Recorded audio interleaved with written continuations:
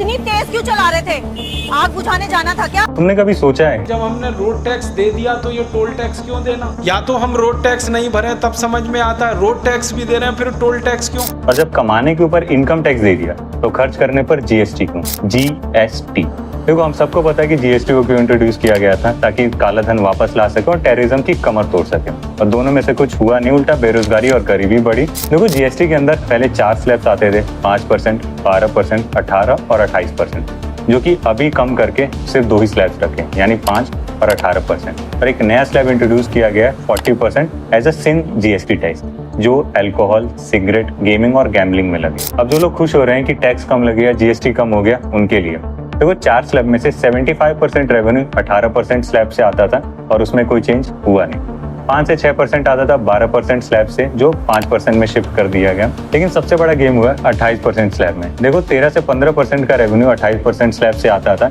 जिसमें 90% आइटम्स अब 18% में शिफ्ट कर दिया गया। लेकिन जो बचे हुए 10% है, उसको शिफ्ट किया गया 40% स्लैब में। और ये सारे रूल्स दिवाली से लागू हो जाएंगे। अब ये तुम डिसाइड करो कि क्या सच में तुम्हें राहत दी गई है या सरकार ने अपनी कमाई का नया रास्ता ढूंढ लिया है, हमें भ्रम में रख के।